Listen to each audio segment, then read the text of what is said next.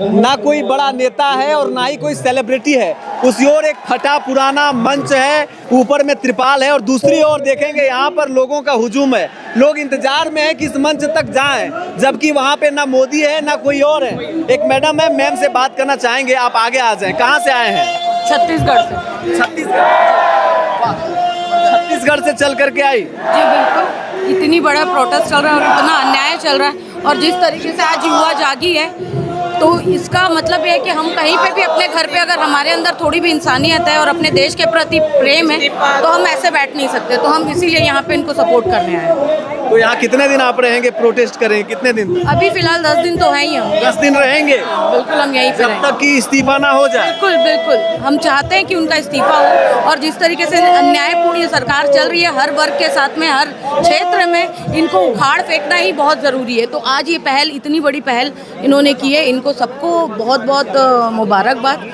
और बहुत सारी इसमें हिम्मत की ज़रूरत पड़ती है ऐसे सिस्टम को लड़ने के लिए। ऐसे सिस्टम से लड़ने के लिए जो तानाशाह हो चुकी है, किसी प्रकार से उनके दिल में किसी भी तरीके से किसी के लिए दया नहीं है। बच्चों पे उन्होंने जिस तरीके से लाठी चार्ज कर दिया है, उससे इन्होंने प्रूव कर दिया कि ये किस तरीके हिटलर के ज़माने की ये आज सरकार है। मैडम, जो लोग आरोप सोशल मीडिया में तस्वीरें देख करके लगा रहे हैं कि बच्चे नहीं, बच्चों के रूप में आंदोलनकारी नहीं है, कुछ और है, असामाजिक तत्व हैं, भारतीय जनता पार्टी के लोग हों या फिर जो सत्ता में बैठे लोग हों, वो ऐसा कह रहे हैं, उनको क्या जवाब दीजिएगा? बच्चों के रूप में तो बच्चे ही हैं, लेकिन पुलिस के रूप में जो उनके भेजे हुए गुंडे हैं, उनका क्या? ये तो दिख रहा है किनके, कौन से बच्चों के हाथ में आज एक पत्थर था या कोई भी डंडे थे, लेकिन पुलिस वालों के हाथ में था। नेम प्लेट्स कहाँ थे उनके?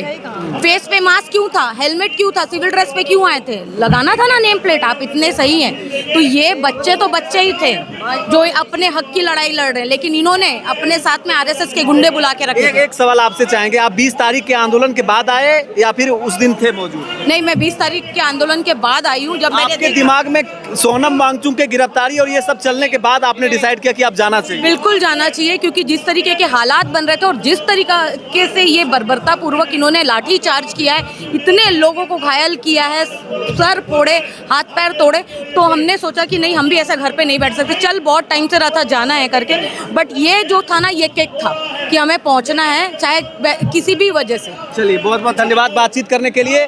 20 तारीख के आंदोलन के बाद और सोनम वांगचुक के गिरफ्तारी के बाद ये भीड़ आपको देखने को मिल रही है, और ये लोग तब आए जब पानी गले से ऊपर हो गया। आप मुझे कमेंट करें कैसा महसूस करते हैं?